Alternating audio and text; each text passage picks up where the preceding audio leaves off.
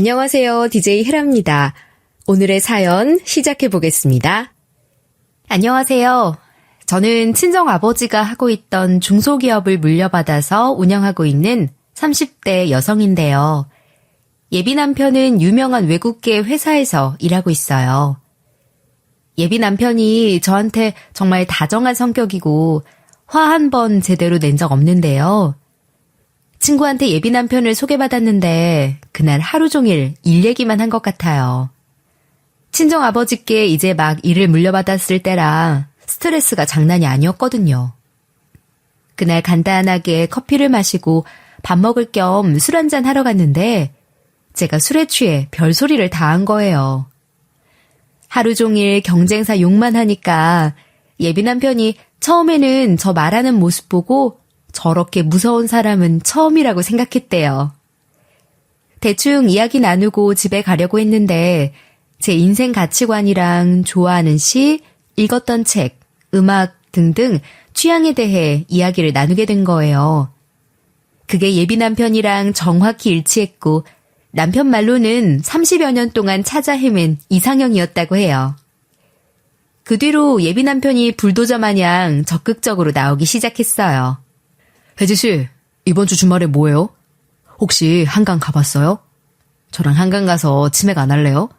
아니다, 내일 퇴근하고 나서도 저랑 밥 먹을 수 있어요? 아님 카페라도 잠깐 갈 수 있어요? 예비 남편도 술에 취해서 저랑 약속을 잡으려고 난리를 친 거죠.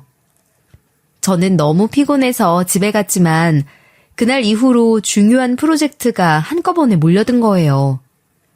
결국 예비 남편과 연락을 자주 못하게 되고 약속을 잡자고 하면 계속해서 거절하게 됐어요. 다른 남자 같았음 연락이 끊겼을 텐데 예비 남편한테는 계속 전화가 오고 밤에도 문자가 오더라고요. 그래서 제가 전화를 해서 솔직하게 물어봤어요. 제가 착각하는 걸 수도 있는데 혹시 저 좋아하세요? 대놓고 물어봤는데 예비 남편이 바로 칼같이 대답하는 거예요. 네. 왜요? 그럼 안 돼요? 혜지씨 바쁜 거 다 이해하고 기다려줄 수 있어요. 거절만 하지 말아주세요. 요즘 혜지씨가 차라리 남자였으면 하는 생각도 든다니까요. 그럼 평생 친구라도 먹을 수 있을 텐데. 근데 혜지씨가 여자라서 도저히 마음이 안 접혀요. 이 뒤로 제가 아무리 바빠도 예비 남편이 회사까지 찾아와서 같이 밥을 먹어줬어요. 예비 남편 회사랑 제 회사가 가까워서 다행이었죠. 정식으로 예비 남편과 사귀게 된 후로는 제 회사에 꽃도 보내주고 직원들이랑 먹으라고 간식도 보내줬어요. 저한테는 참 다정한데 예비 시모한테는 은근히 쌀쌀맞은 구석이 있더라고요. 아들이라 그럴까요? 예비 남편이 저랑 같이 식당에서 밥을 먹다가 전화가 온 거예요. 누구한테 전화가 왔는지 몰라도 짜증을 내면서 이러는 거 있죠? 바빠. 왜? 끊어. 왜 쓸데없이 그런 걸 물어봐. 모른다니까 글쎄. 내가 알아서 할게. 참견하지 마. 이런 식으로 말을 하면서 전화를 끊길래 밥 먹다 말고 물어봤어요. 누구야? 누구길래 당신이 그렇게 화를 내? 철천지 원수라도 돼? 그런데 예비 남편 입에서 생각 외의 말이 나오더라고요. 우리 엄마인데 왜? 아니, 엄마가 계속 어디냐고 물어보고 누구랑 있는지 물어보잖아. 엄마가 이상하게 당신이랑만 있으면 빨리 들어오라고 하니까 짜증나서 그랬어. 예비 신모가 저를 안 좋게 생각하는 것 같으니까 성질이 날 수도 있지만 아무리 그래도 부모잖아요. 이러는 건 좀 아닌 것 같아서 가만두면 안 될 것 같았어요. 저게 나중에 저를 대할 모습 같기도 해서 제가 뭐라고 한마디 했는데요. 아무리 그래도 어머님한테 그러는 게 어딨어. 어머님이 아무리 이상한 걸 물어봤다고 하더라도 좋게 좋게 말하고 넘어가야지. 이때 예비 남편이 어떤 반응을 보였는지 아시나요? 예비 시모가 자기한테 집착하는 이유를 막 설명하는 거예요. 우리 엄마가 나만 보는 성향이 있어. 어쩔 때는 이 세상에 나만 남은 사람처럼 구니까 너무 피곤해. 집안 어르신들도 그러더라. 우리 엄마가 미혼모라서 남편 자리에 아무도 없어서 그런 거라고. 전에 예비 시부가 돌아가셨다는 말을 전해 듣긴 했지만 이렇게 들으니 새롭게 들렸어요. 그래서 그런지 여자로서 예비 시모의 마음에 공감이 가고 동정이 가는 거예요. 결국 예비 남편을 이런저런 말로 설득해봤죠. 그럴수록 당신이 어머님 챙기고 그래야지. 어떻게 다 알고 있는데도 그래. 당신 나중에 나한테도 그럴 거야? 제가 나중에 예비 남편과 몇십 년을 같이 살 텐데 나중에도 저한테 그럴 것 같다는 말을 구구절절 늘어놨는데요. 이때 예비 남편이 뭘 이런 걸로 그러냐는 표정으로 말하는 거예요. 아니, 엄마한테 좀 그럴 수 있는 거 아니야? 당신은 예비 장모님한테 안 그래? 난 엄마니까 편해서 그랬어. 미안해. 다음엔 안 그럴게. 무언가 깨닫고 사과를 하는 게 아니라 정말 내키지 않지만 억지로 둘러대는 느낌을 받았어요. 이건 뭐 제가 지적만 하면 알겠다고 대답만 하는 것 같더군요. 하지만 예비 남편이 그 뒤로 변하긴 했어요. 저랑 제주도로 여행 갔을 때 제가 기념품 가게에서 엄마 선물을 고르고 있었는데요. 예비 남편이 옆에서 그 모습을 보더니 갑자기 이러는 거예요. 나도 엄마 선물 좀 사가야겠다. 당신이랑 똑같은 거 사가도 되겠지? 어르신들 이런 거 좋아하나? 전이랑 다르게 예비 시모를 챙기는 것 같아서 의외였죠. 그래서 제가 웬일로 예비 시모를 챙기냐고 물어보니 예비 남편이 이랬어요. 나 당신이 뭐라 한 뒤로 신경 쓰고 있어. 저번에 엄마가 아프다고 하셔서 죽도 끓여줬는데? 전 예비 남편에게 너무 잘했다고 했는데요. 예비 남편이 이런 식으로 제가 지적한 부분은 고치기는 해서 예비 시모에게만 무심한 점이 그렇게 큰 단점이라고 생각하진 않았어요. 그런데 이게 또 심해지니까 문제가 된 거예요. 안 그래도 예비 시모가 미혼모로서 혼자서 예비 남편을 키워냈는데 고작 몇 년 만난 예비 며느리를 더 좋아하니 얼마나 억울하시겠어요. 예비 남편이 워낙 제 말만 들으니까 예비 시모가 역정을 갑자기 낸 적도 있었거든요. 평소처럼 저희 둘이 퇴근 후에 만나서 밥을 먹고 있었는데요. 그런데 갑자기 예비 시모한테 전화가 온 거예요. 예비 남편이 그 전화를 받으니까 예비 시모 목소리가 어찌나 큰지 뭐라고 하는지 제 귀에까지 다 들렸어요. 예비 시모가 그날 이러면서 울고 계시더라고요. 세상에, 너는 예비 며느리밖에 없니? 나는 안중에도 없어. 내가 전화하면 짜증만 내고 화만 내고 내 인생을 다 바쳐서 키웠고 내가 고생해서 키운 자식인데 정말 너무한다.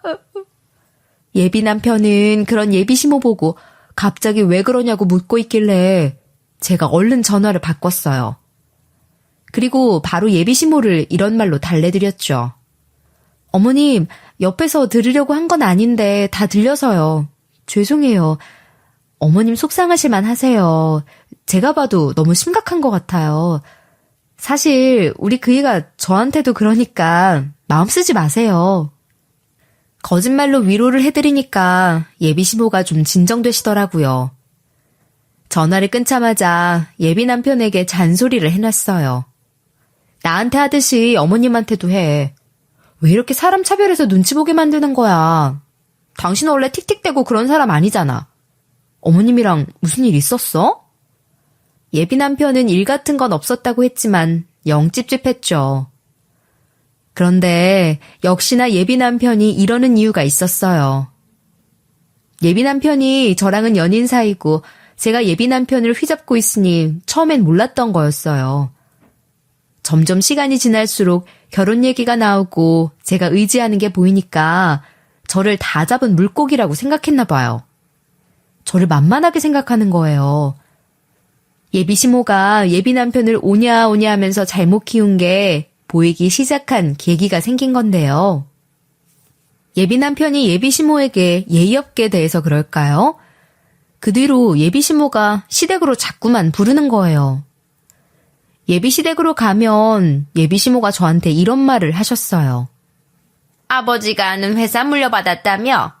거기가 어디라고 했지? 우리 아들이 유명한 외국계 회사 다녀서 그런가? 예비 며느리가 운영하는 회사 규모가 궁금하네. 처음에는 저희가 어느 정도의 회사 규모다 말씀드렸는데 예비 시모는 그게 궁금한 게 아닌가 봐요. 회사도 안 다녀본 예비 시모에게 설명해줘봤자 어느 정도 규모인지 어떻게 알겠어요. 그 뒤로도 저희 회사 규모를 계속해서 물어보는데 그러려니 했어요. 그냥 자기 아들 자랑하려고 그런 것 같더라고요.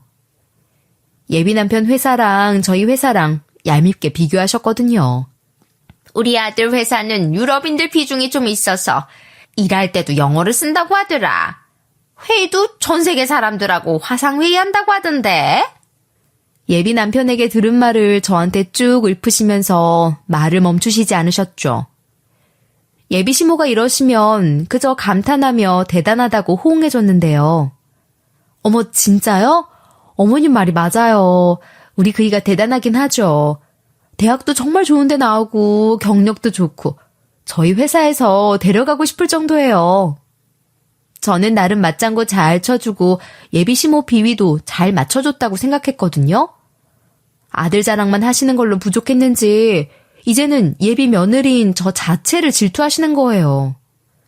예비 남편이랑 여행 가서 목걸이를 맞췄는데 예비 남편이 어느 날부턴가 안 차고 있더라고요. 그래서 예비 남편에게 물어봤어요. 설마 목걸이 잃어버렸어?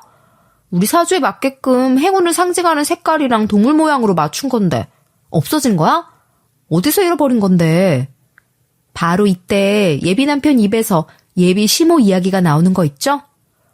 아니, 엄마가 가져갔어. 엄마가 예쁘다고 달라는 거야. 잠시만 해보겠다고 해서 줬는데 안 돌려주던데? 행운을 상징하는 거니까 엄마도 좋은 기운 좀 받자고 하더라.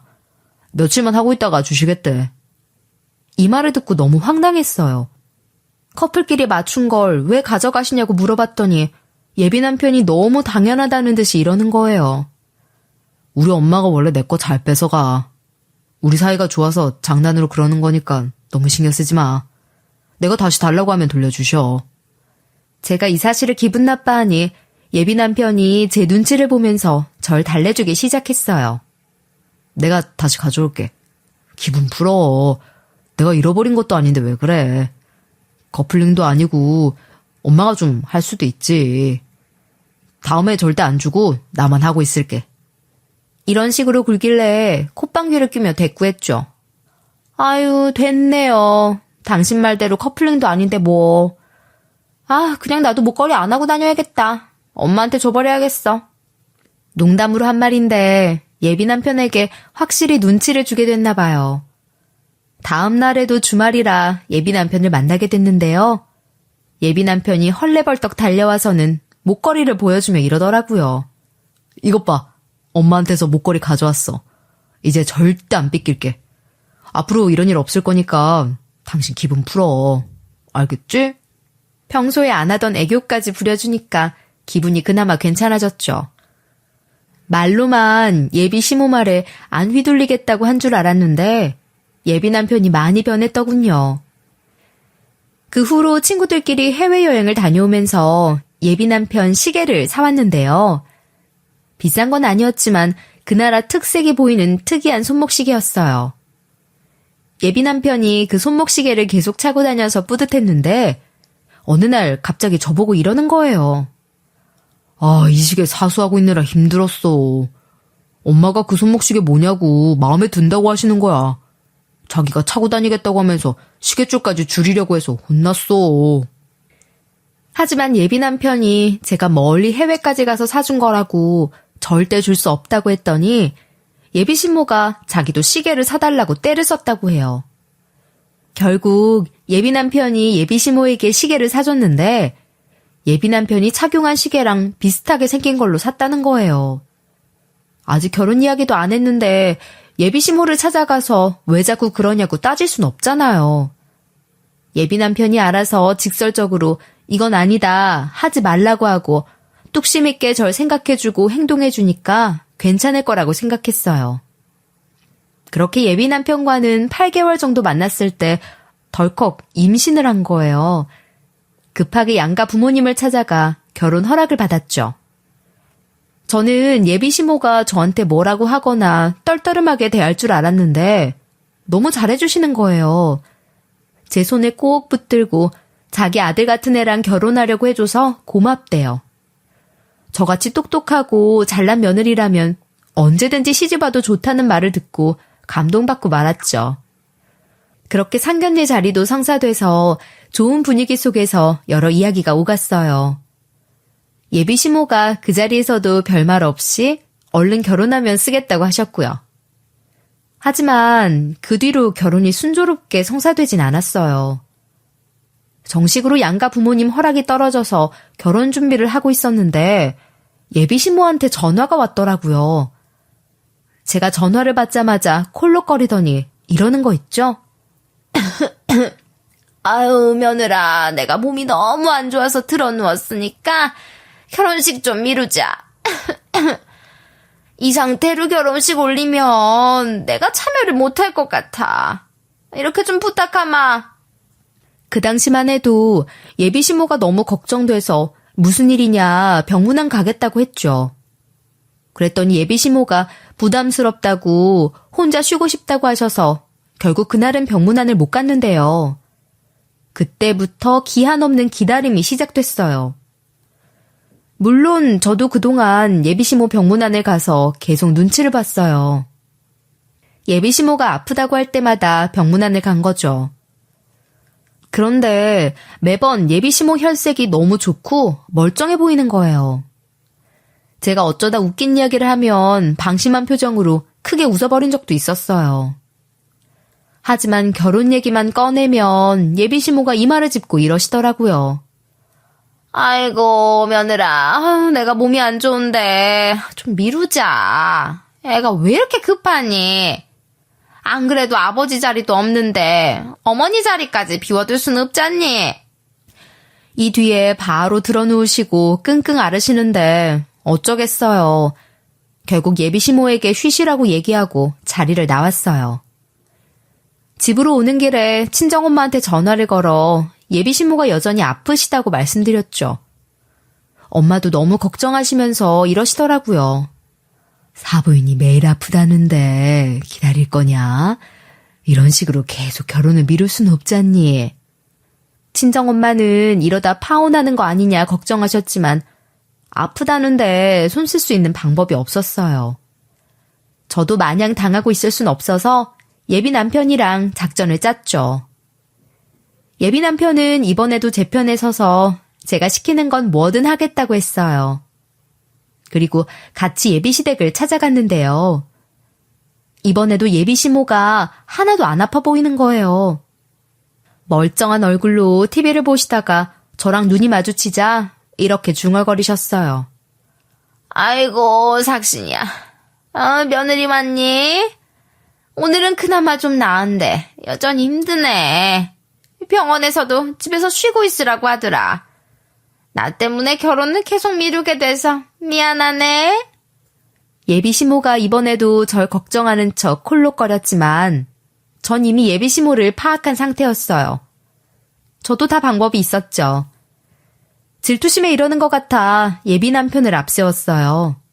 그리고 예비 남편이 준비해온 말들을 술술술 내뱉어버렸습니다.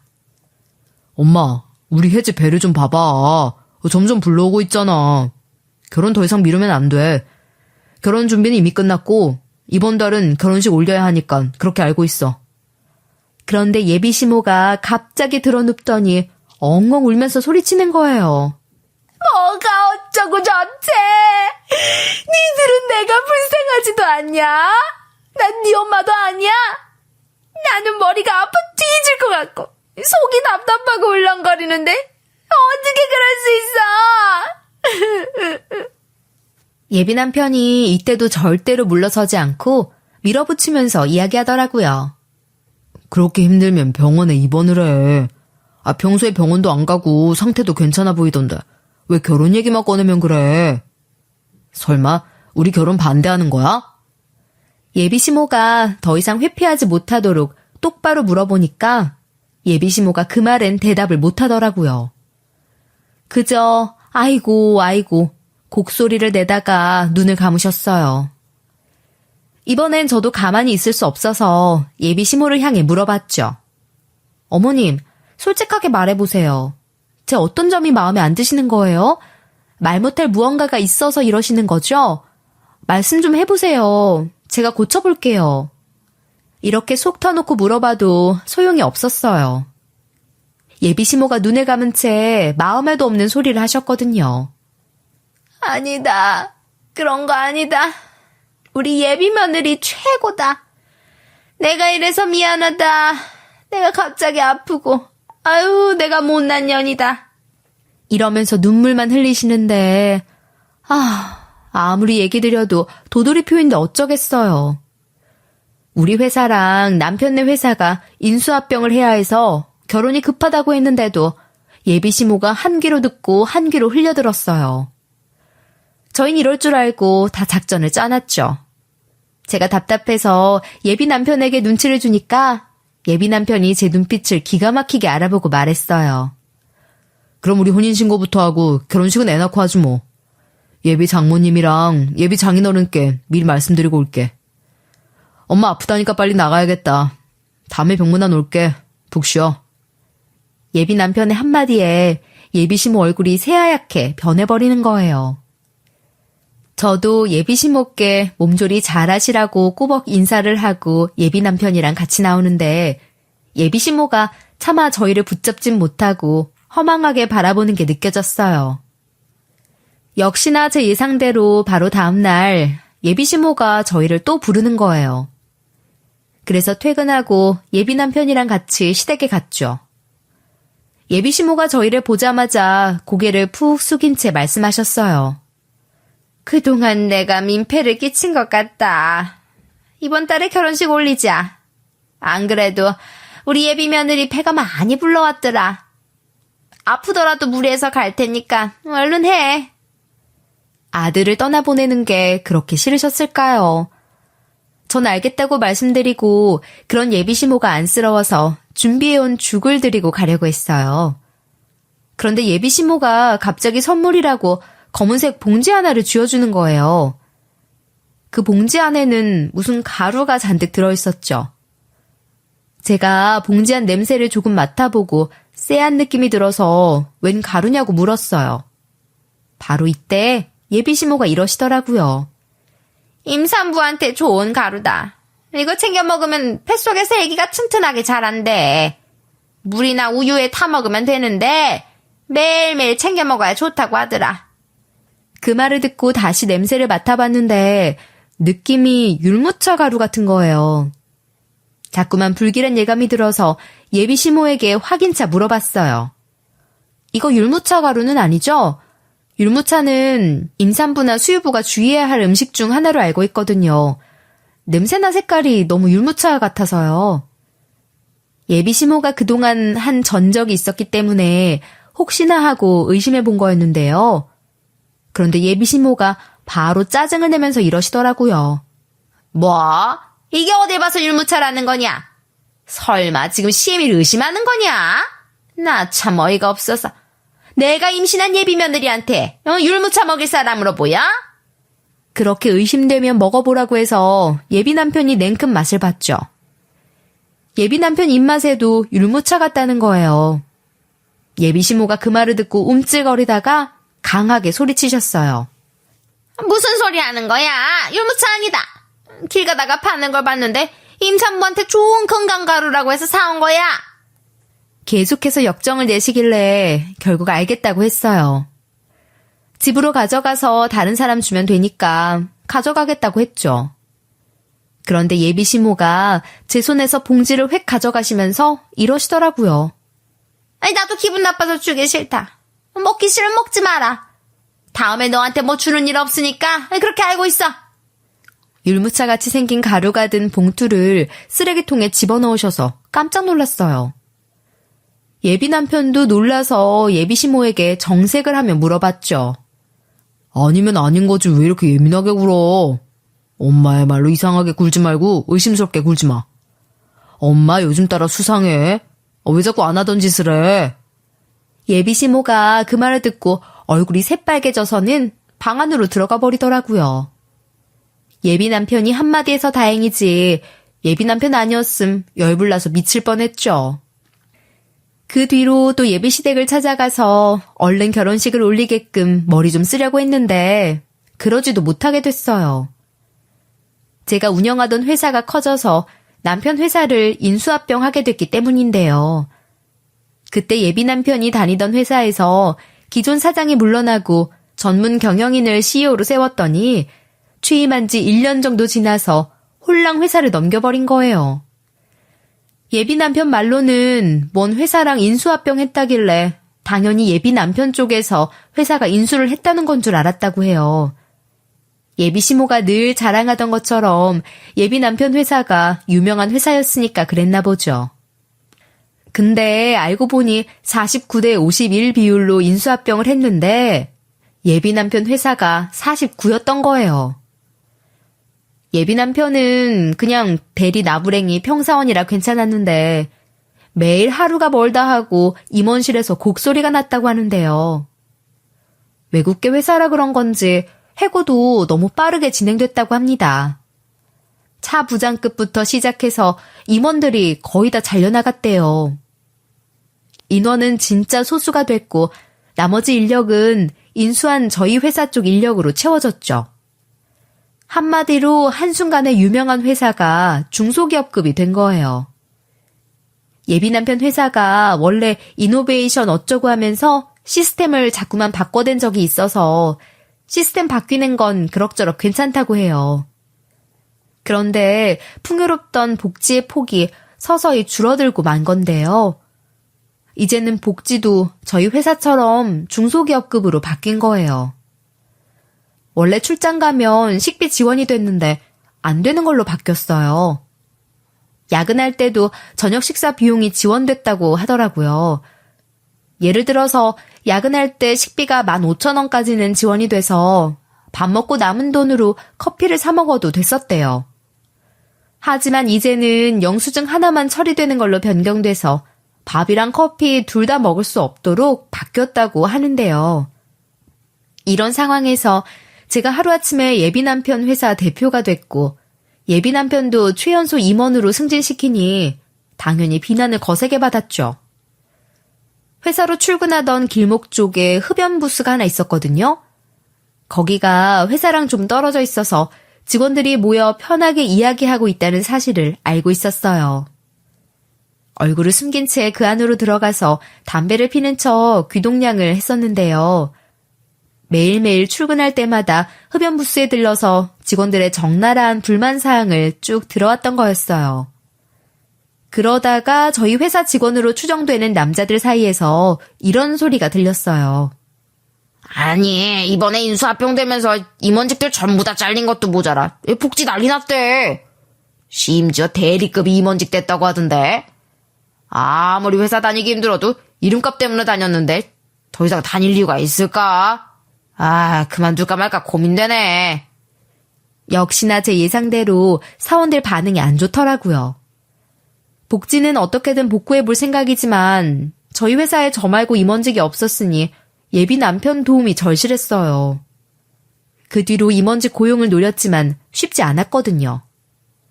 그래서 매일 밤새 일하며 그나마 남아있는 직원들 챙기고 회사 운영에 신경 쓰고 있었습니다. 그 와중에 결혼식까지 코앞에 두게 됐으니 몸이 남아나질 않았어요. 예비 시모 때문에 이렇게 됐다는 생각에 열이 받아 머리가 지끈지끈 아파왔지만 어쩌겠어요. 저도 여기서 예비 시모한테 다짜고짜 전화해서 이러고 싶은 마음이 굴뚝 같았거든요. 어머님 때문에 결혼식 미뤄져서 피곤해졌잖아요. 율무차 가루도 그렇고 저 질투하는 것도 그렇고 도대체 왜 그러시냐고요. 어머님 저 싫어하세요? 결혼 반대하시는 거냐고요. 하지만 이래봤자 예비 시모가 뭐라 하겠어요. 예비 시모는 또 엉엉 울면서 이러겠죠.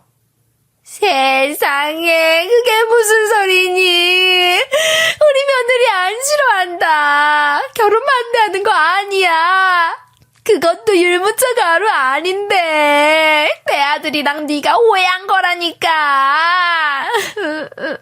보나마나 예비 시모가 이러실 것 같아서 고민됐어요. 어차피 애도 생겼겠다. 예비 남편도 제 편이겠다. 파혼하긴 좀 그런 상황이었죠.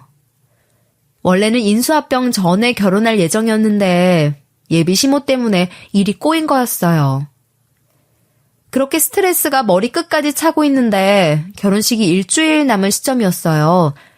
결혼식을 위해 회사 일을 집에까지 가져와서 하고 있었고 근무 중간에 논의할 게 있어 예비 남편도 불러서 같이 일을 하고 있었어요. 그때 갑자기 초인종이 울려서 문을 열어보니 예비 시모가 서 있는 거예요. 말도 없이 오신 거라 제가 당연히 깜짝 놀란 얼굴로 물었어요. 갑자기 이 시간에 무슨 일이세요? 아프다고 하시지 않으셨어요? 전화 좀 주시지 그러셨어요. 그럼 제가 시댁으로 갔을 텐데. 제가 말할수록 예비 시모 얼굴이 점점 표독해지더니 갑자기 저한테 윽박지르시더라고요. 너 우리 아들이 최연소 임원으로 승진한 거 알고 있었지? 알고 있었으면서 감히 말도 안 해? 우리 아들이 중견기업 임원급인데 넌 양심도 없니? 급도 안 되는 년이 감히 중소기업 대표랑 급이 맞을 거라고 생각해? 내가 님 회사 어디 있는지 아들한테 물어봐서 가봤는데 진짜 별거 없더라. 우리 아들 회사는 삐까뻔쩍한 게 수준이 달라. 예비 시모가 저희 회사까지 찾아왔었다니 너무 황당했죠. 예비 남편도 어이없어하며 뭐 하는 짓이냐고 호통을 쳤어요. 엄마, 갑자기 찾아서 왜 이러는 거야? 아들이랑 결혼할 사람한테 이러는 게 말이 돼? 엄마 예비 며느리한테 이러는 게 말이 되냐고! 예비 남편이 예비 시모 보고 실망스럽다며 길길이 날뛰는데도 예비 시모가 듣지도 않았어요. 오히려 저를 손가락질하면서 이러시더라고요. 우리 아들이 왜 여기 있어? 네가 다 알고 부른 거지? 여우 같은 가시네가 따로 없네. 우리 아들 조종하고 입맛대로 써먹으니까 좋니? 머리는 쓸데없이 좋아서 이런 데에 잔꾀를 쓰고 앉아있네. 이런 말만 하신 게 아니라 회사 이야기를 또 꺼내시면서 선 넘는 말들을 하셨어요. 정말 우리 아들 떠나보내고 싶지 않았는데 네가 회사 대표라고 하니까 망설였다. 그런데 이번에 가보니 그 회사가 아주 코딱지만 나고 볼품도 없더만. 너 같은 건 우리 아들이랑 안 어울리니까 좋게 말할 때 파혼해라. 예비 시모가 아주 당당하게 말하는 걸 보아하니 단순히 겉모습만 보고 판단한 것 같더라고요. 저희 회사가 강남 건물에 있는데 그 건물이 공사 및 리모델링 중이라 좀 정신없고 지저분하긴 했어요. 그걸 보고 별거 아닌 거라고 생각했나 봐요. 하긴 회사도 안 다녀본 예비 시모가 뭘 알겠어요. 그래서 제가 예비 시모에게 속 시원하게 말해버렸어요.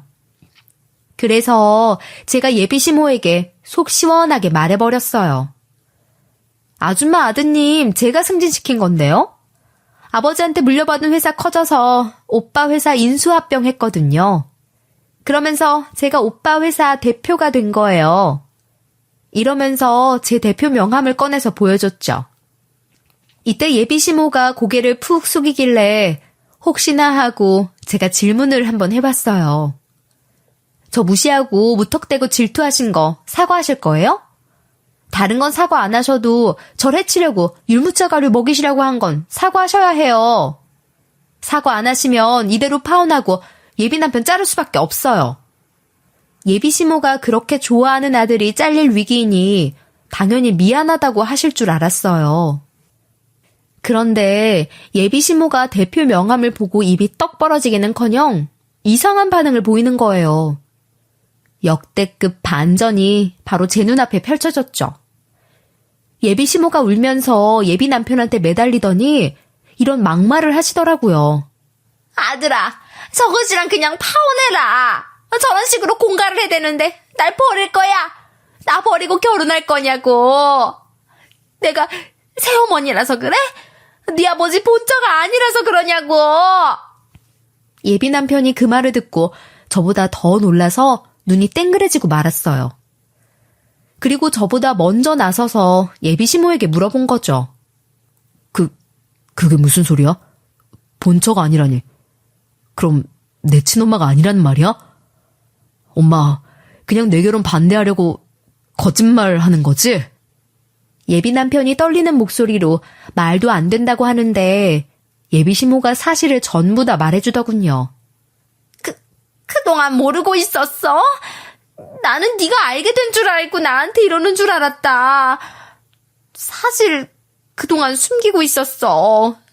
네가 어렸을 때 그 본처가 도망갔다고 하더라. 그리고 첩이었던 내가 너를 키워왔던 거야. 저도 머리를 한 대 얻어맞은 것 같이 멍한데 예비 남편은 오죽했겠어요. 배신감에 바로 예비 시모를 향해 고함을 지르고 있더라고요. 그걸 왜 숨기고 있었어? 아버지 돌아가신 다음에라도 말을 했어야지. 어쩐지 이상하더라. 그동안 날 아들이라고 생각했던 건 맞아? 예비 남편이 저런 질문을 한 것도 이해가 됐어요. 저만 예비 시모에게서 싸한 느낌을 받았던 게 아니라는 거죠. 게다가 예비 시모 입에서 이런 말까지 나오고 있었어요. 우리 그이가 저 세상 가버린 다음에 아들 너밖에 남지 않아서 외로운 마음에 그랬다. 하지만 이런 감정은 친부모도 느끼는 거잖아. 하나밖에 없는 아들한테 집착 좀 할 수 있는 거 아니니? 그동안 숨기고 있었던 이유는 내가 친모가 아니라는 사실을 공개하면 우리 아들이 변해버릴까봐 무서웠다. 예비 시모가 진심을 털어놓고 눈물을 흘리는데 얼척이 없더군요. 제가 보기엔 예비 시모가 예비 남편을 예비 시부 대신이라고 생각했던 것 같아요. 얼척 없는 걸 넘어서서 이제는 소름이 돋고 있는데 예비 남편도 그리 여긴 모양이더라고요. 예비 남편이 충격받아서 이렇게 말을 하며 주저앉은 순간 제 눈앞이 아득해졌어요. 그동안 내가 어떤 여자친구를 만나든 그래왔었잖아. 여자친구가 뭘 사주면 빼앗아서 쓰고 몰래 가져갔던 거 기억 안 나? 아무리 피 한 방울 안 섞였다고 하지만 아들한테 이럴 수 있어? 아들같이 키웠으면 이러지 말아야지. 예비 시모는 그 와중에 아이처럼 울면서 이렇게 하소연하고 있었어요. 미안하다, 아들아. 나는 진짜로 널 사랑하고 아껴서 그랬어. 내 모든 것이라고 생각해서 그런 거다. 그 외에 사적인 감정은 하나도 없었어. 그저 내 인생의 전부를 다 맞춰가며 키워서 그랬어.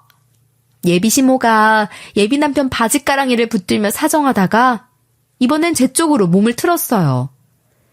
그리고 제 앞에서 무릎 꿇고 이러는 거 있죠? 며느라, 오해하지 마. 우리 아들이랑 결혼해도 된다. 아니, 제발 결혼해줘라.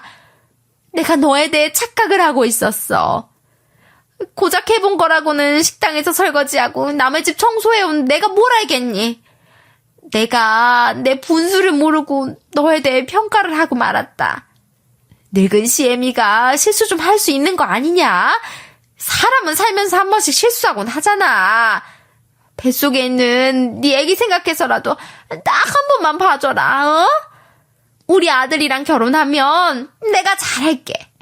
집안일도 전부 다 해주고 반찬도 해다 줄게. 예비 시모가 두 손 싹싹 빌면서 매달리고 있는데 세상에 이런 콩가루 집안이 다 있겠어요. 제가 이런 집안이랑 한 식구가 되면 이보다 더한 문제가 펼쳐질 것 같았어요. 그래서 예비 남편에게 이리 말해버렸죠. 나 이런 집안이랑 결혼 못할 것 같아. 어머님이라 질투하는 걸 이해하려고 했는데 오빠 친엄마도 아니시라는데 어떡해. 이런 집에서 애를 키우는 것도 애한테 못할 짓인 것 같아. 애는 내가 잘 키워볼게. 그냥 파혼하자. 그동안 봐온 세월이 있으니까 해고하진 않을게. 그냥 비즈니스 파트너로 남자. 오랫동안 예비 시모 문제로 지쳐오기도 했고 인수합병 문제로 시달려와서 저는 더 이상 버텨낼 힘이 없었어요. 게다가 예비 남편이 저 빼고 다른 사람에게 예의 없게 굴고 싸가지 없었던 건 예비 시모 때문이 아니겠어요? 예비 시모가 자기 아들은 최고니까 최상급, 최상품인 며느리랑 결혼해야 한다는 듯이 굴고 있잖아요. 저렇게 귀중품 대하듯이 애지중지하고 해달라는 거 다 해주니까 인성이 썩어버린 것 같았어요. 만약에 제가 예비 남편을 휘어잡지 못하거나 아무것도 모르는 상태에서 이놈이랑 결혼했더라면 꼼짝없이 마음이 식었다면서 절 막대할 게 분명했죠. 그 와중에 예비 남편이 제 손을 꼭 잡더니 저한테 이러는 거예요. 여보, 내가 잘못했어. 이게 내가 눈치 없이 굴고 엄마가 이상하게 구는 행동 그대로 방치한 탓이야. 조금 이상하다고 싶을 때 중재를 잘하고 쳐냈어야 했는데 내가 어리석었어. 당신이랑 우리 아이 포기 못하니까 나한테 한 번만 기회를 주면 안 될까? 내가 엄마랑 연 끊을게. 제발 결혼해줘. 저는 예비 시모랑 예비 남편 모두 뉘우치고 있는 줄 알았어요. 그런데 제가 예비 시모 인성을 너무 우습게 보고 있었나 봐요. 예비 시모가 갑자기 돌변해서는 길길이 날뛰더라고요. 뭐? 내가 아무리 남이라도 그동안 키워온 정이 있는데 어떻게 날 배신할 수 있어? 나는 엄마도 아니다 이거냐? 자식 키워봤자 하나도 소용없다더니 감히 날 버리고 며느리한테 가겠다고 해? 예비 시모는 반성하기는커녕 제 돈과 명예를 보고 며느리 시험에 합격시켰던 거였더라고요. 저랑 결혼시키고 예비 남편을 여전히 자기 품속에 넣어두고 있을 생각이었나 보죠. 전 그렇게 예비 시모 모습을 가리키며 윽박지르고 말았어요. 너 같으면 저런 시모가 있는 집안에 시집가고 싶겠어? 그리고 어머님 하는 꼴을 보니 제가 깨달은 게 한 가지 있는데요. 어머님이 이기셨어요. 본처인 걸 몰라 뵙고 감히 첩인 제가 잘난 아들 옆에 서서 정실부인 행세를 했네요. 저랑은 파혼했으니까 그 큰 사랑 이제 다른 여자와 나누지 말고 아들에게 평생 베푸시며 사세요. 그리고 예비 시모랑 예비 남편을 제 집에서 내쫓아 버렸는데요. 그 이후로 제 몸에서 안 좋은 일들이 벌어지기 시작했어요. 이전 예비 시모랑 이전 예비 남편이 준 스트레스와 업무 스트레스가 너무 컸는지 그때부터 쏟아내는 거예요. 병원에 가보니 유산이라는 진단서를 받게 됐어요. 그 사실을 알고 티끌만큼 남아있던 이전 예비 남편에 대한 마음이 싹 사라지고 말았죠. 그래서 이전 예비 남편에게 이런 문자를 띡 보내버렸는데요. 나 유산됐으니까 애 걱정도 하지 마. 우리 사이 깔끔하게 정리하게. 나한테 이제 그만 집착하고 너네 엄마가 정실 부인인 거 이해해주는 여자나 알아봐. 그날 이후로 이전 예비 남편이 계속 회사에서 사과하기 시작했어요. 회사 메신저로도 미안하다, 제발 한 번만 용서해달라고 싹싹 빌더라고요. 그것도 모자라 직원들 다 했는데 갑자기 무릎을 꿇는 거예요. 이러지 말라고 했는데 엉엉 울면서 제 사생활을 아무렇게나 짓거리고 말았어요. 자기야, 제발 용서해줘. 나 때문에 유산된 것 같아서 미안해. 우리 사이에 애 없어도 되니까 파혼 다시 한 번만 생각해주면 안 될까? 와, 회사에서 이런 말을 해버리다니. 이전 예비 남편이 하는 거를 보니 이전 예비 시모가 키운 아들다운 거예요. 결국 이날 소란 때문에 이전 예비 남편을 자르고 말았어요. 이전 예비 남편을 해고 처리했으니 당분간은 잠잠할 줄 알았는데 이번엔 이전 예비 시모까지 날린 거예요. 반찬을 한가득 싸들고 회사로 찾아왔더라고요. 기가 막히게도 저를 보자마자 이런 소리를 하는 거 있죠? 대표님, 제가 반찬 만들어 왔는데 좀 드셔보세요. 그리고 혹시 우리 아들이 짐 싸들고 도망을 갔는데 대표님 찾아갔나요? 대표님이 저희 아들이랑 정리하고 해고까지 한 거 다 알고 있는데 혹시나 해서요. 작은 목소리로 굽신거리며 묻길래 황당했어요. 한숨을 푹 쉬면서 이전 예비 시모를 문 밖으로 밀어내며 말했죠. 전 모르는 일이고 저흰 이제 남이니까 찾아오지 마세요. 계속해서 찾아오시면 경찰에 신고하겠습니다. 이러면서 회사 건물 경비원에게 이 사람 절대 들이지 말라고 했는데요. 그러자 이전 예비 시모가 건물 입구에서 이런 식으로 자꾸 땡깡을 피우는 거예요. 며느라, 제발 우리 아들이랑 결혼해다오. 내가 잘못했다. 나 때문에 애 유산됐다며. 진짜 미안하다니까. 이 정도로 빌었으면 되잖아. 막 드러누워서는 진상을 부리니까 할 말이 절로 없어지더라고요. 회사 사람들이 전부 다 내려오기 전에 회사 건물 경비원이 이전 예비 시모를 끌어내서 주변이 겨우 조용해졌죠. 이날 이후로 이런 이전 예비 남편과 이전 예비 시모를 상대로 접근 금지 신청을 해버렸어요. 접근 금지 신청이 접수돼서 완료되기까진 2주라는 시간이 걸린다길래 틈을 보이고 싶지 않아서 해외로 떠나버렸죠. 하와이에서 오랜만에 휴식을 즐기고 돌아왔는데요. 그랬더니 이전 예비 시모가 회사 건물 청소를 하고 있는 거예요. 접근 금지 명령 어기고 제가 하와이에 있는 사이 건물 청소부 일에 지원한 거였고요. 이전 예비 남편도 이전 예비 시모 돕는다는 핑계로 회사 건물 근처를 서성이고 있었고요. 전 그런 이전 예비 남편에게 비꼬는 말투로 뭐라 하기 시작했어요. 야, 지금 너네 엄마랑 뭐 하는 짓거리야? 제발 이제 좀 정신 차리고 다른 회사로 취직하든가 어떻게 좀 해봐. 전처럼 돈 좀 벌어서 니네 엄마가 바라는 것처럼 마누라한테 대하듯이 챙겨주라고. 이제 저한테 잔정 없애고 제 인생에서 꺼지라는 의미로 말한 건데 이전 예비 남편이 제 의도도 못 알아먹더라고요. 엄청나게 어이없어 하면서 이랬어요. 우리 엄마를 왜 마누라처럼 대하라는 거야? 당신이 생각하는 그런 거 아니라고. 아내가 아니라 엄마야. 얼마 전까지 내 마누라 될 사람이 왜 그런 징그러운 말을 하는 건데? 우리 엄마가 새엄마인데 당신 질투해서 그래?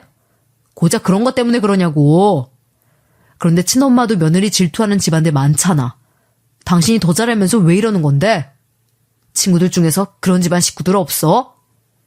지 엄마가 한 짓이 있는데 뻔뻔하게 왜 저러는 걸까요? 이전 예비 남편이 결혼한 제 친구들까지 언급하며 아주 용을 쓰더라고요. 지들은 아무리 아니라고 해도 시모가 며느리를 질투하는 게 말이 된다고 생각하시나요? 제 3자가 봐도 지랑 지 엄마 사이가 이상한 게 뻔히 보이는데 아휴, 더 이상 상종하고 싶지 않아서 소리를 빽 지르고 말았어요.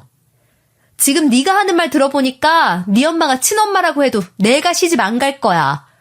어떤 놈이 지 엄마가 며느리 질투하는데 그게 당연하다고 하니? 하긴 뻔뻔하게 법무사인지 모르고 접근금지 신청 무시하는 자식 말 들을 필요도 없지. 내가 니랑 네 엄마까지 신고할 거니까 그렇게 알고 있어. 그리고 경찰에 연락해서 두 놈 다 쌍으로 신고해버렸어요. 안 그래도 경찰이 제 근처로 모인 이전 예비 남편과 이전 예비 시모를 위치 추적해서 오고 있었더라고요. 그 자리에서 바로 이전 예비 남편과 이전 예비 시모가 체포되는 장면을 목격하게 됐는데요. 나중에 경찰관님한테 전해 들었는데 이전 예비 남편과 이전 예비 시모는 접근 금지 명령을 어긴 죄로 형사처벌을 받고 벌금 1,000만 원이나 내게 됐대요. 이전 예비 시모도 벌금 내고 정신 차렸는지 건물 청소부 그만둔 모양이고요. 그 뒤로도 안 보이길래 친정 부모님 집에서 편하게 잘 살고 있어요. 친정 아버지 도움으로 회사도 점점 안정화돼서 규모도 많이 커졌고요. 복지 시스템도 전과 비슷하게 구축해가며 열심히 사원들 보살피고 있습니다. 유산 후유증으로 건강이 많이 상했지만 이전 예비 남편이랑 결혼하는 걸 피할 수 있어 좋았어요. 저는 이제 이전 예비 시모와 이전 예비 남편에게 그 어떤 감정도 들지 않아요. 분노, 짜증, 억울함, 서운함, 섭섭함, 배신감? 그 무엇도 없는데요. 이런 수모를 다 겪었으니 친정 부모님도 저에 대해 걱정을 많이 하셨죠. 얼마 전에 친정엄마가 이런 말씀을 하신 적도 있어요. 시집갈 날 등창이 난다더니 네가 결혼할 날만 기다렸는데 이런 공교로운 일로 낭패를 다 보냐. 너무 낙담하지 말고 액땜했다고 생각해라. 아버지도 너한테 별말 없어도 항상 너 걱정하고 위하고 있다. 갑자기 제 어깨를 토닥이면서 위로하시더라고요. 제가 그동안 힘들어 보이긴 했나 봐요. 하지만 앞서 말씀드렸다시피 이제 아무 감정도 들지 않으니까요. 그저 적을 용서하되 그 이름은 절대 잊지 말라는 말을 가슴 깊숙이 새기고 있어요. 전 이전 예비 시모랑 이전 예비 남편이 사과를 실컷 해서 받아들였으며 대신에 이 둘이 저지른 짓을 절대 잊지 않고 있는 거죠.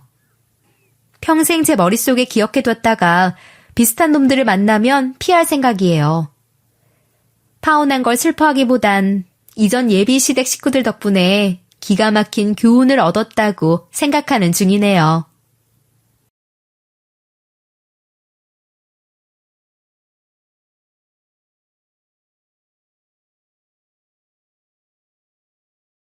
안녕하세요. DJ 선아입니다.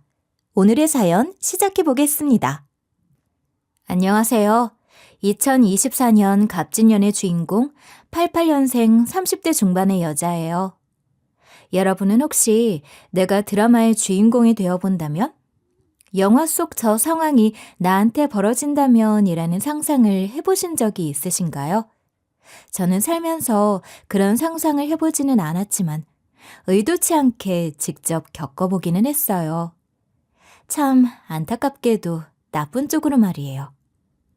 중학교 시절 저와 앙숙이었던 동창이 제 시동생과 결혼하겠다면서 나타날 확률이 과연 얼마나 될까요?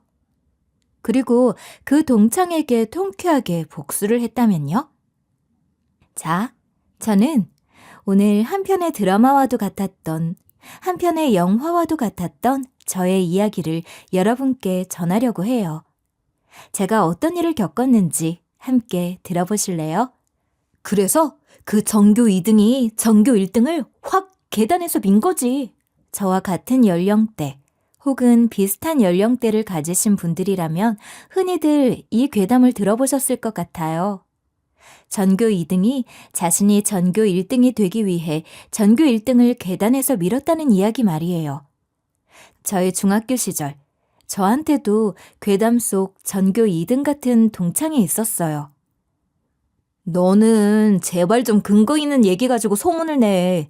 희진이가 너 그냥 넘어가 주는 것도 대단한 거다. 너 진짜 그렇게 하면 안 되는 거야. 너 진짜 한두 번도 아니고 정신 차려.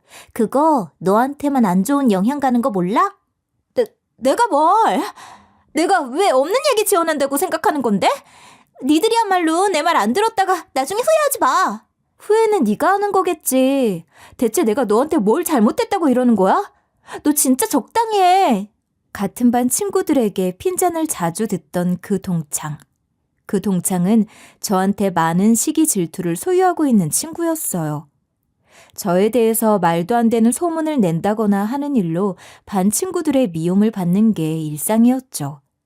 그런데도 그 친구는 저를 미워하는 일을 멈추지 않았어요. 그러다 자기가 자기 코를 꿰는 일도 있었죠. 아이씨, 야, 이제! 너 왜 거기서 들어오는 건데? 내가 어디서 들어오건 말건 그거를 너한테 허락받아야 하는 거야? 웃겨 진짜. 니들 왜 이렇게 시끄러워?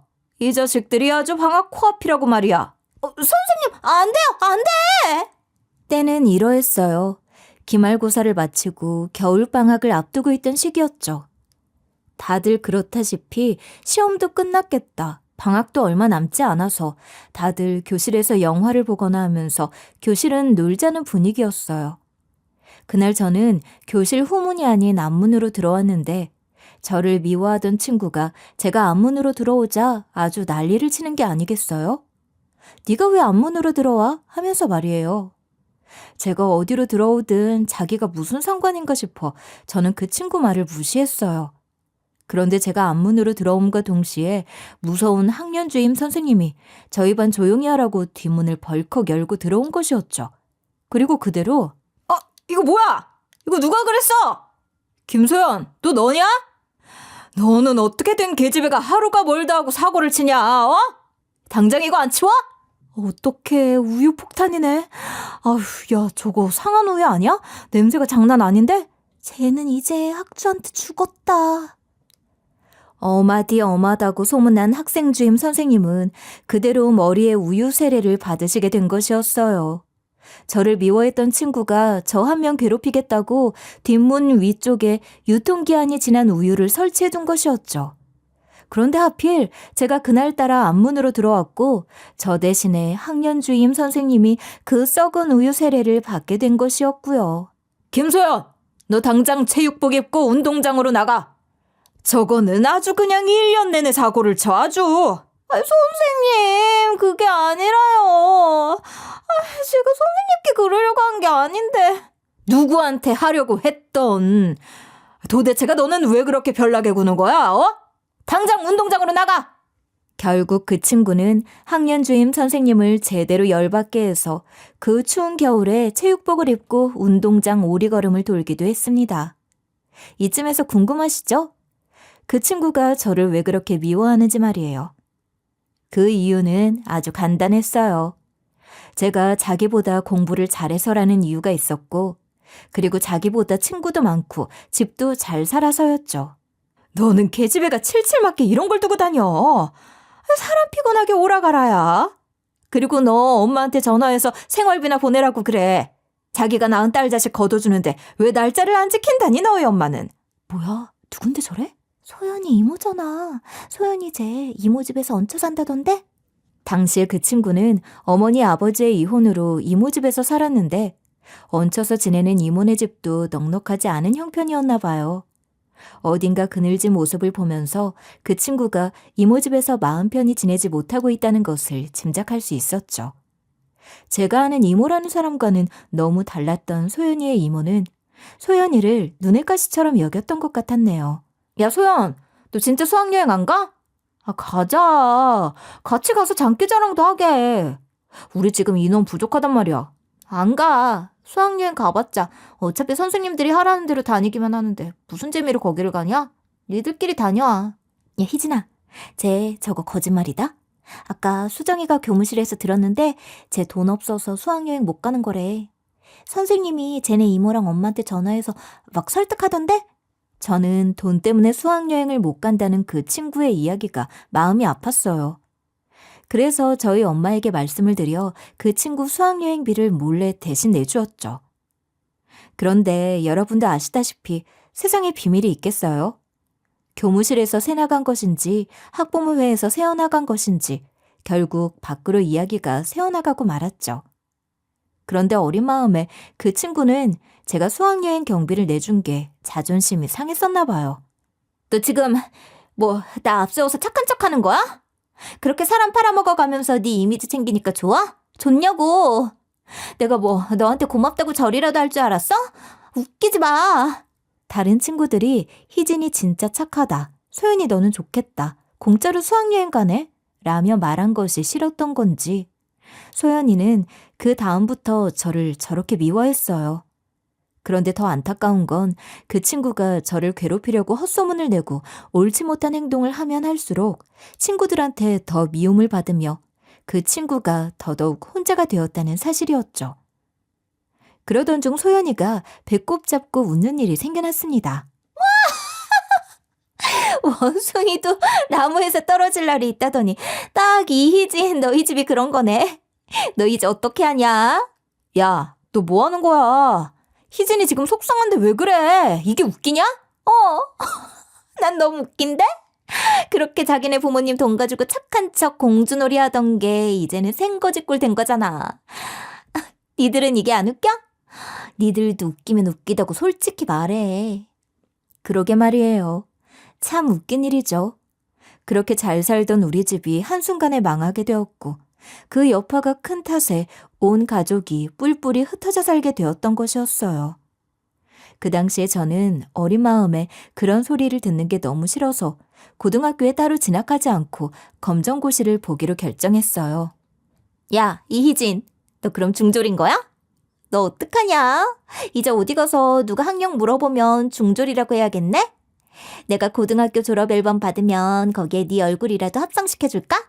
김소야! 너 진짜 적당히 해! 못하는 소리가 없냐? 그런데 그걸 가지고 소연이는 제가 돈이 없어서 고등학교를 못 간 것이라는 소문까지 내고 다녔더라고요. 그 뒤에 하게 된 반창회에서 만난 소연이는 중학교 시절과 많이 달라져 있었어요. 그 어린 나이에 성형까지 해서 얼굴도 몰라보게 변했고 부잣집 딸처럼 하고 나타났더라고요. 쟤네 엄마가 돈 많은 아저씨랑 다시 결혼했대. 그래서 김소연 쟤 공주님 행세하고 다니잖아. 야, 그런다고 호박이 수박 되냐? 쟤 쌍수는 왜 저렇게 두껍게 한 거래? 아, 징그럽다. 니들은 아직도 그렇게 뒤에서 수근수근거리냐? 할 말 있으면 앞에서 해. 이희진한테 니들 뭐 잘못한 거 있어? 왜 이희진만 봤다 하면 이희진한테 달라붙어서 속닥거려? 그나저나 희진이 너 잘 살고 있는 거야?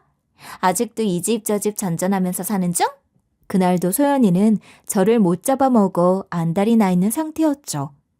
자기가 성형도 하고 돈이 많아졌음에도 여전히 친구들에게 미움을 사고 있는 상황이, 그리고 가난해지고 상황이 많이 바뀌었으나 여전히 친구들과 잘 지내고 있는 저를 보면서 더욱더 화가 났었나 봐요. 너 이 집 망한 이후로 음식도 잘 못 먹었겠다. 이거 가져가. 이왕 나온 김에 음식이라도 쟁여서 가야 회비값을 할 거 아니야. 내가 챙겨줄게. 사장님, 여기 비닐 좀 주세요. 야, 지금 너 뭐하냐? 뭐하냐고? 아, 뭐가? 희진이 챙겨주는 거잖아. 제가 집도 망했는데 돈이 어디 있겠어. 희진이 네가 예전에 나 수학여행도 보내주고 나를 얼마나 챙겨줬어. 이제 내가 너 챙겨줄게. 챙겨주기는 개뿔. 소연이는 음식을 싸주겠다는 이유를 갖다 붙이며 저를 또 괴롭히려 했죠. 온갖 음식을 한 군데 담아 제게 내밀더군요. 해실해실 웃으면서 사람 열받게 하는데 저도 참는 게 한계가 있지. 그걸 그냥 하하하 웃으면서 받아들겠어요? 야, 너 이게 얼마짜리 옷인 줄이나 알아? 아, 더러워 진짜. 아, 더럽다고. 야, 니들 봤지? 이게 이희진 진짜 모습이야. 니들이 그렇게 착하다고 좋아라 하는 이희진 본 모습이 이런 거라고. 아, 뭐라는 거야? 야, 너는 우리가 무슨 바보로 보이냐? 지금 네가 하는 짓 봐봐. 희진이 아니어도 그 누구라도 너한테 희진이처럼 했어.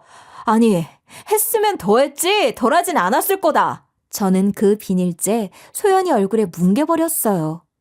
소연이는 발악을 떨면서 다른 친구들에게 니들 두 눈 똑똑히 뜨고 보라며 악을 써댔어요. 그래도 제가 인생을 잘 살아온 모양인 것인지 친구들이 제 편에 서주더라고요. 왜 다들 나한테만 날린 건데 나한테만. 이희지? 너 내가 가만 안 둘 거야? 이 나쁜 년아, 이지? 아이, 야, 이희진이 이거 안 나? 이거 놔라 진짜. 다시 한번 말해봐. 내가 네 면상에 처바른 음식물이 더러워? 네 속마음보다는 안 더럽겠지. 너는 어쩌면 그렇게 예전이나 지금이나 변한 게 하나 없이 싸가지가 없니? 야, 사람이 돈이 많아지고 얼굴 뜯어 고치면 뭐하냐? 네 그 더러운 속은 여전한데 음식 쓰레기는 너나 처먹어. 쓰레기가 쓰레기를 먹어야지. 네가 먹어야 할 걸 왜 나를 줘? 결국 반청의 자리는 개싸움이나 다름없이 변질이 되었어요. 저는 저한테 막말을 일삼는 그 못된 계집애한테 그대로 달려들어서 머리털을 아주 쥐어뜯어 놓았네요. 그렇게 머리끄덩이 잡고 싸운 것이 소연이와 저의 마지막 만남이 되었죠. 너 진짜 죽을 때까지 내 눈에 띄지 말아라. 알겠어? 나야말로 마찬가지야. 너야말로 내 눈에 띄지 마. 그때는 내가 머리털이 아니라 네 머리통을 날려버릴 거니까. 그렇게 서로 악담을 퍼부으며 헤어졌죠. 그리고 다시는 소연이를 볼 일이 없을 거라고 생각을 했는데 원수는 외나무 다리에서 만난다더니 소연이를 그렇게 다시 보게 될 줄은 전혀 몰랐어요. 형수, 나 결혼할 사람 생겼어요. 형이랑 형수가 나한테 부모님이나 다름없잖아. 그래서 얘기하는 거예요. 상견례 날짜 잡고 싶은데 언제가 괜찮아요? 어머머, 정말이에요? 도련님, 정말로? 웬일이야? 우리 도련님이 결혼하겠다고 하는 사람이면 얼마나 대단한 사람인 거예요? 너무 기대된다. 안 그래, 여보? 시간이 흘러 저는 결혼을 했고 시동생까지 있었어요. 시동생은 남편에게도 잘했지만 저에게도 정말 잘했거든요. 그랬기에 시동생이 결혼할 사람이 생겼다면서 상견례 날짜를 이야기하길래 그 자리에 꼭 참석해야겠다 마음먹었어요. 사실 무조건적으로 저희 부부가 참석할 수밖에 없는 상황이었지만 말이에요.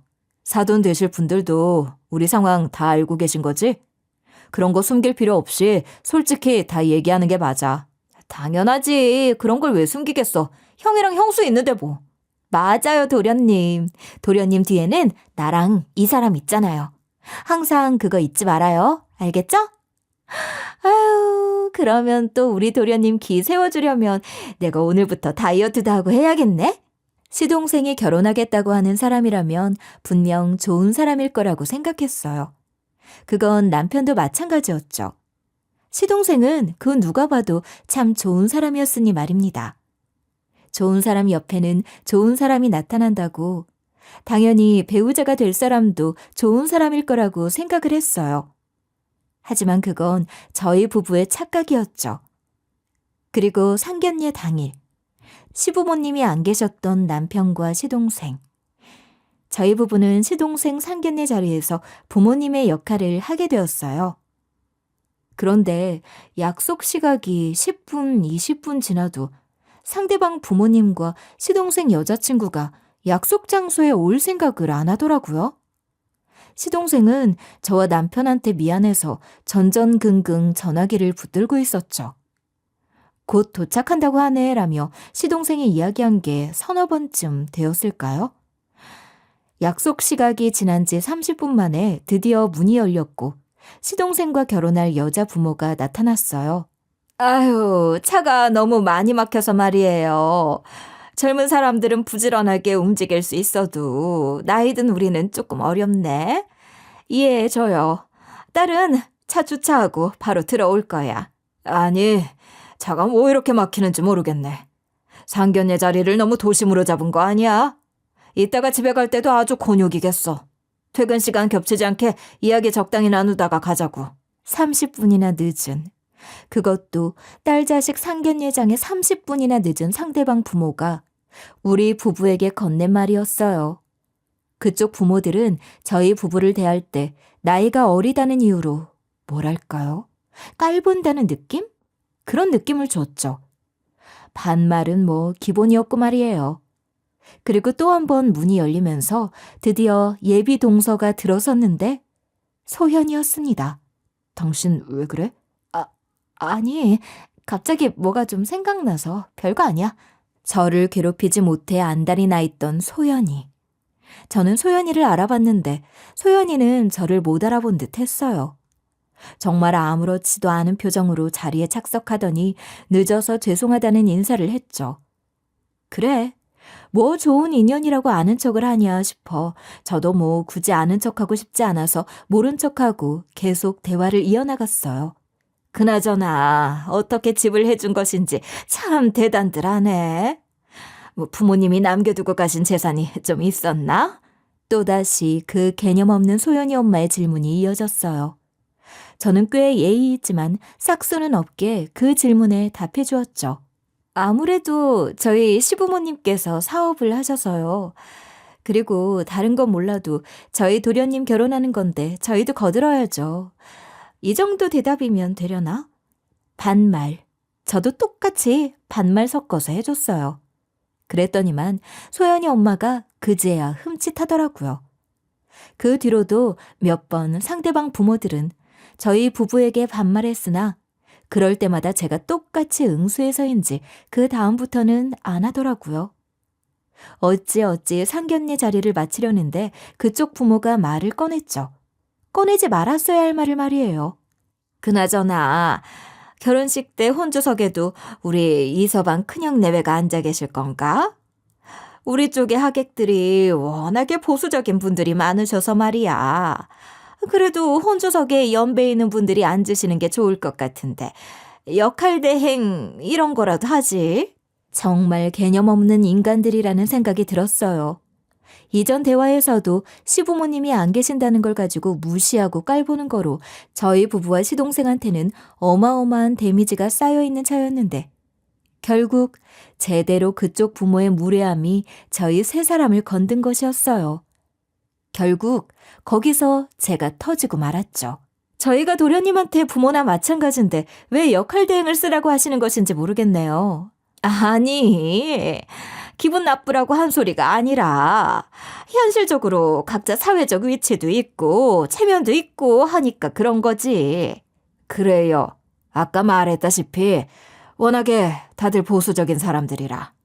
보수적이요?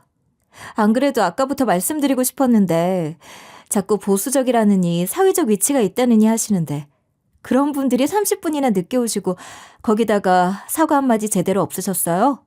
남편과 저는 따지고 들었어요. 누가 봐도 시동생이 부족한 것 하나 없는데 부모님 안 계신다는 이유로 저리하는 게 어처구니가 없어서였죠. 결국 저희 부부는 시동생 결혼 생각해보겠다고 하고 끌고 나왔어요. 자기야, 지금 이게 뭐 하는 거야? 우리 부모님이 말 실수하신 게 뭐가 있다고 지금 이래? 방금 자리에서는 자기 형수랑 형이 실수하신 거지. 이렇게 가버리면 뭐 어떻게 하라고? 결혼이라도 없자는 거야? 너 원래 말을 이렇게 하는 사람이었어? 결혼 엎어도 아무 지장 없겠다. 네가 정말 나랑 결혼할 생각이었으면 지금 나한테 우리 형이랑 형수 얘기를 할 때도 그런 식으로 말 안 했을 거 아니야. 너 말대로 결혼을 엎든가 우리 좀 생각해보자. 자기야! 야! 예비 동서. 소연이가 시동생을 붙잡았지만 시동생 역시 그런 자기 여자친구의 손을 뒤로 한 채 나왔어요. 하여간 계집애가 싸가지 없는 건 아주 여전하더라고요. 시동생 그리고 저희 부부 뒤에서 어디 가는 거냐고 고래고래 소리를 지르는 소연이를 뒤로하며 걸어 나오는데 더더욱 저런 계집애와 시동생이 엮이지 못하도록 해야겠다는 생각이 강렬하게 들었습니다.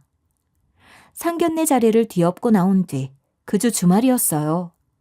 모르는 번호로 전화가 오더군요. 설마 했는데 전화를 받고 수화기 너머로 흘러나오는 목소리를 듣자마자 저는 바로 알아챌 수 있었어요.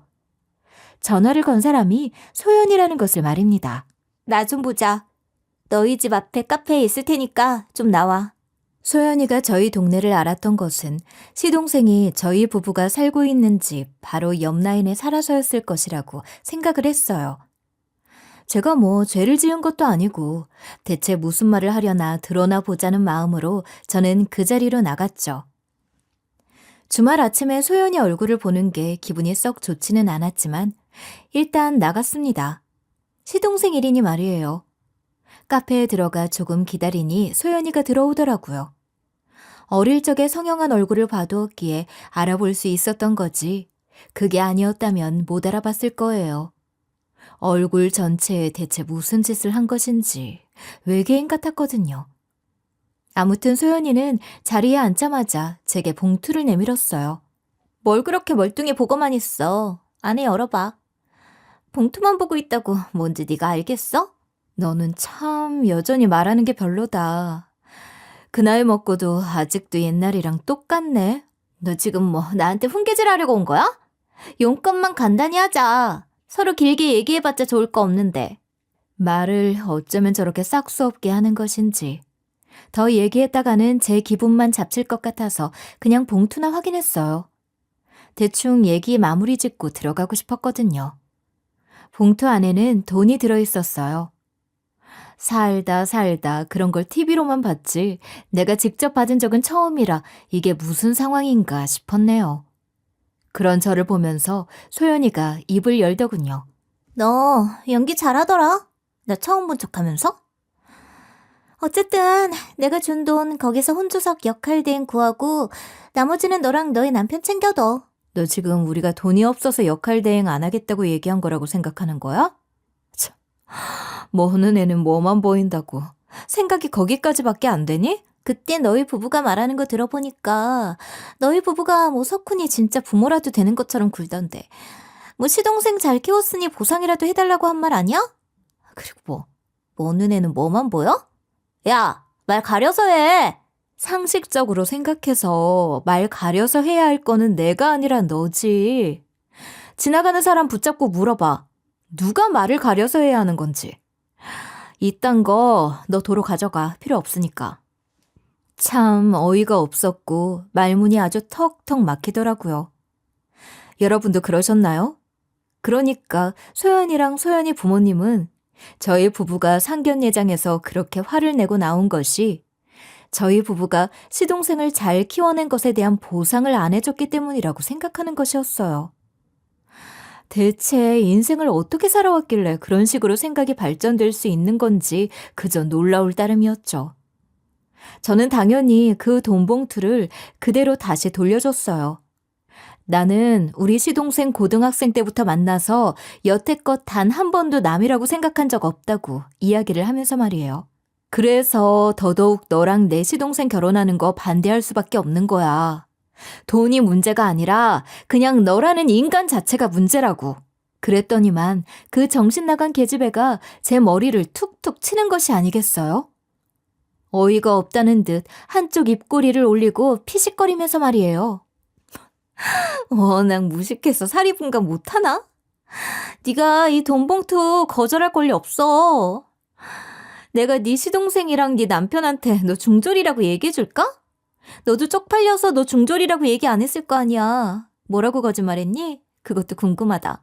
그런데 그때였죠. 누가 저를 큰 소리로 부르며 성큼성큼 다가오더라고요. 대표님, 형수!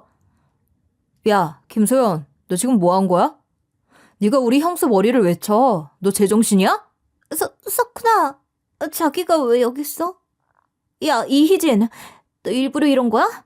나 엿먹어보라고? 저를 부른 건 저의 시동생이었어요.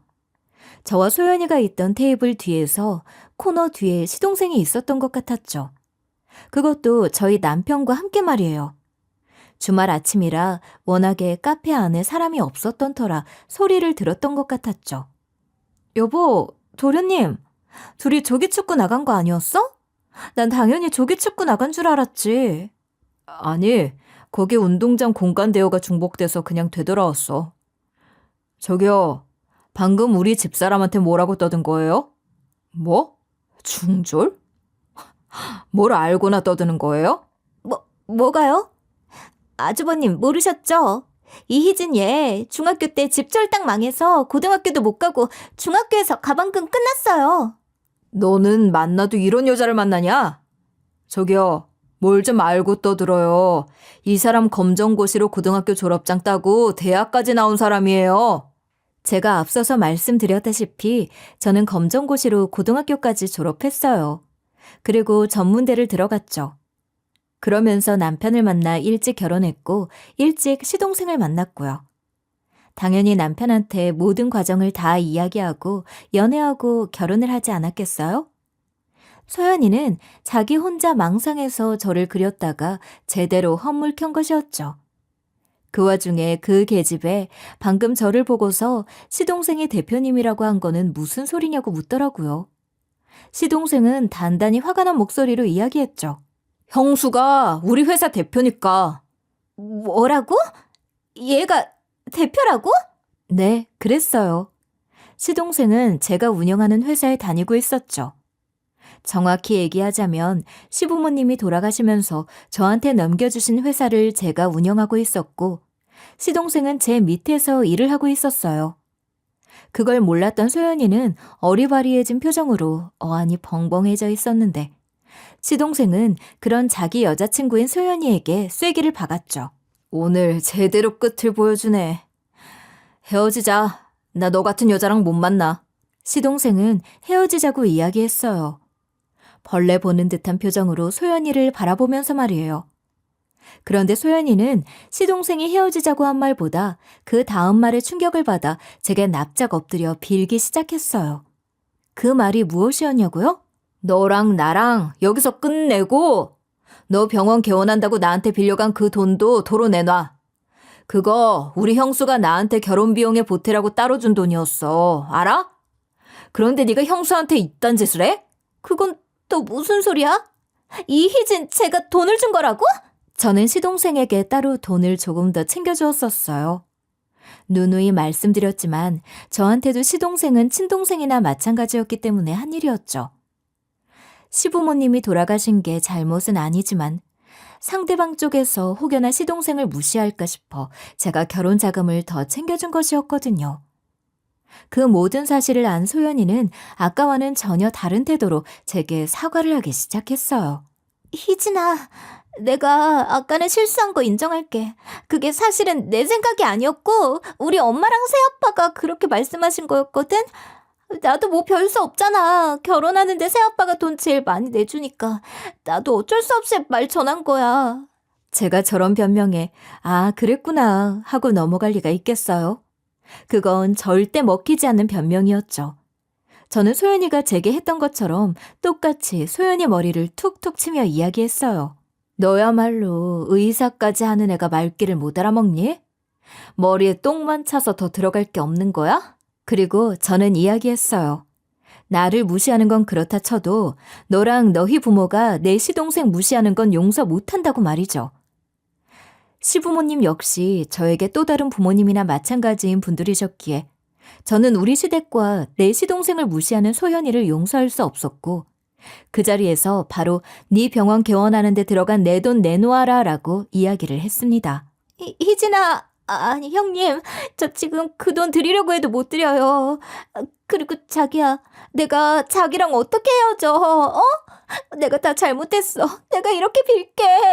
엄마 아빠한테도 당장 형님이랑 아주버님 찾아뵙고 제대로 사과드리라고 내가 말씀드릴게. 제발. 인간이 저렇게 뻔뻔스러울 수 있는 것일까요?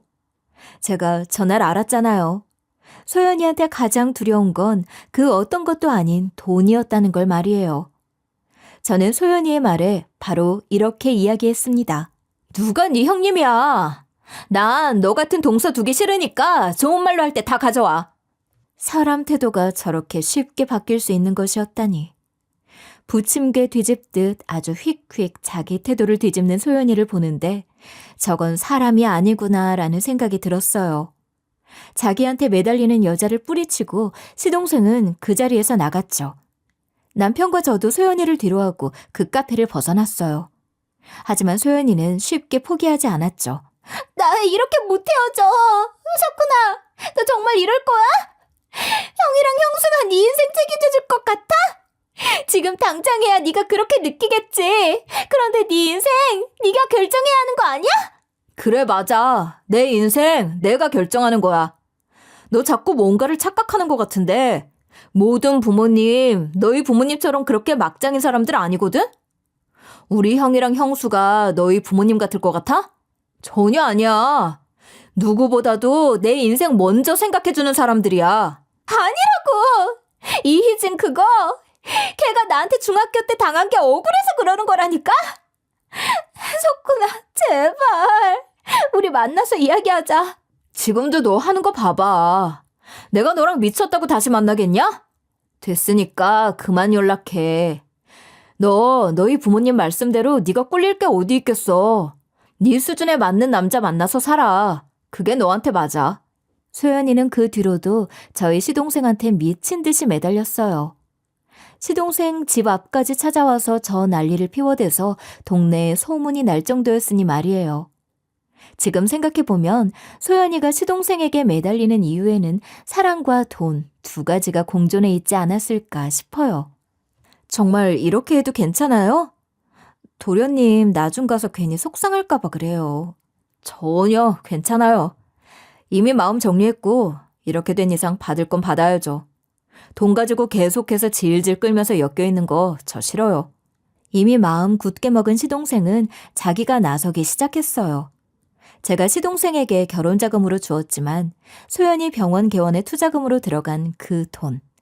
그 돈을 내놓으라는 내용 증명까지 시동생은 철저하게 작성해서 소연이에게 보낸 상황이었죠. 그리고 소연이는 시동생을 잡기 위해 최후의 수단을 쓰고야 말았어요. 쓰지 말았어야 할 그 최후의 수단을 말이에요. 형수! 문 좀 열어봐요. 지금 소연이 큰일 났어. 형수! 뭐야, 왜 그래, 임마. 뭔데 그래? 소연이가 아무래도 잘못된 것 같아. 어떡하지? 그동안 고마웠고 미안했어. 잘 지내. 마지막으로 얼굴 보고 싶었는데. 어떡하기는 뭘 어떡해. 당장 가봐야지. 아, 미치겠다, 정말. 이게 무슨 일인 거야.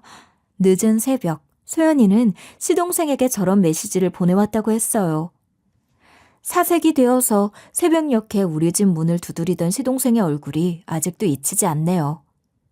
아무리 헤어지는 마당이라고 해도 사람이 저렇게 연락을 보내왔는데 어떻게 걱정이 안 되겠어요?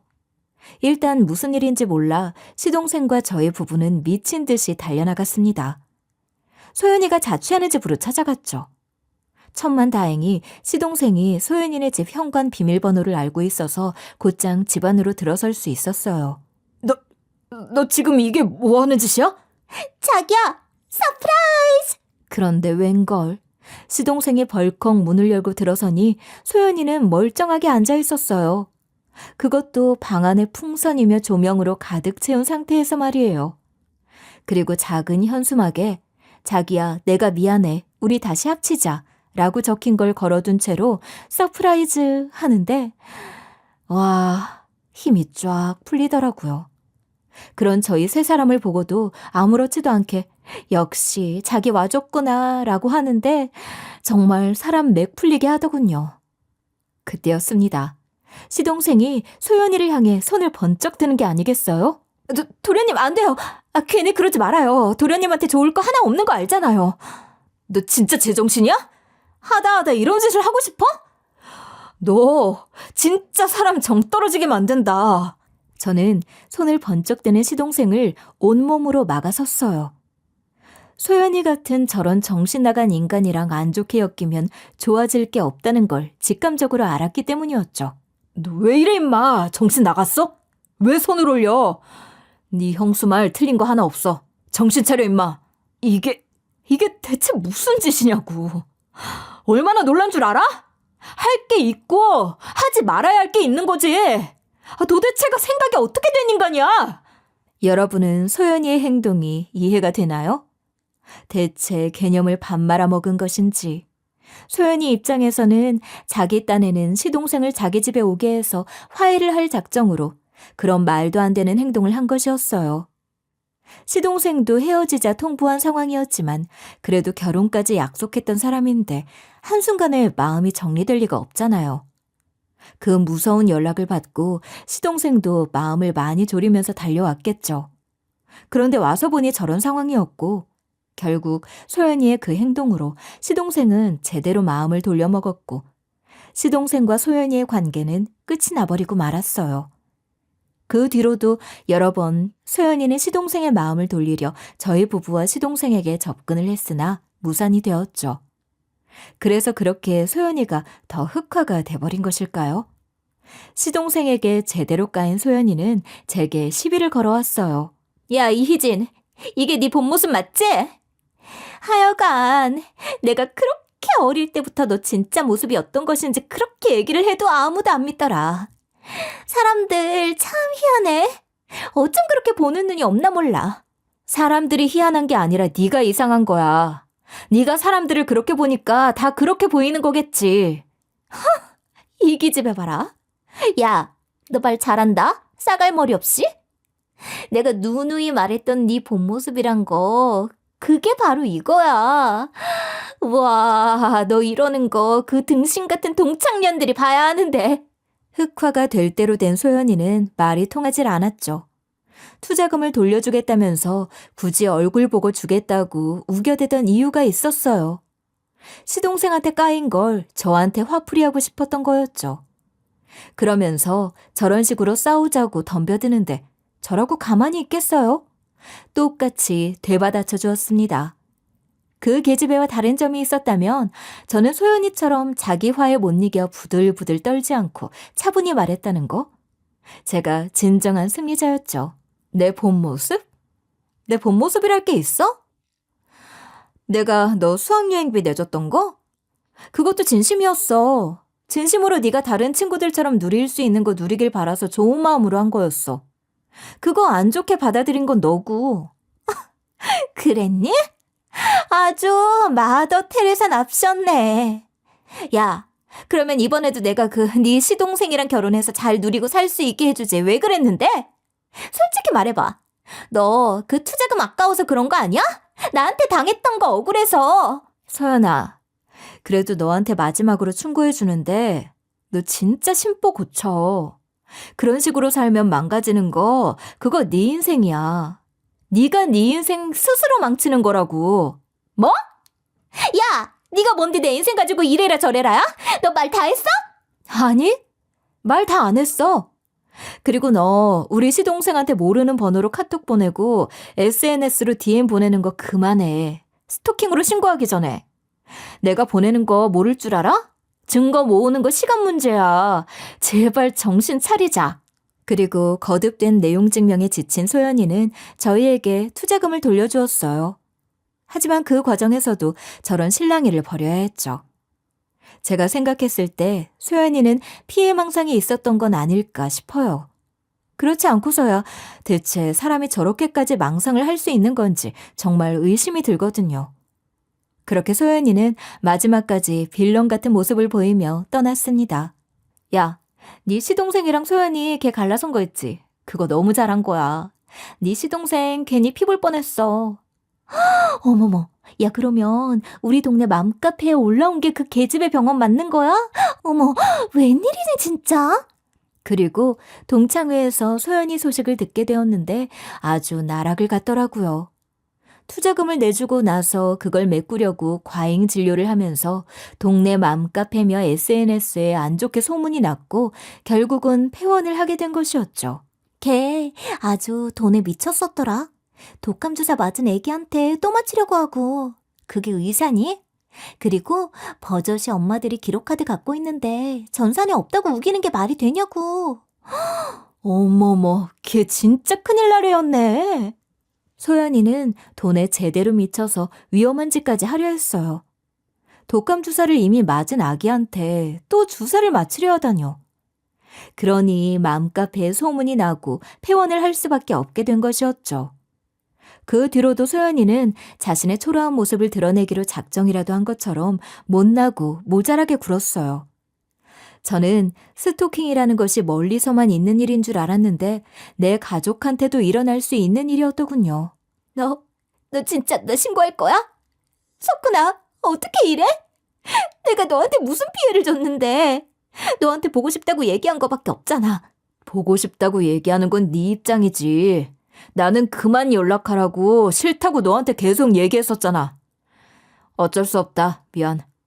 그리고 소연이는 결국 집요한 연락으로 시동생에게 스토킹 관련 신고를 당했어요.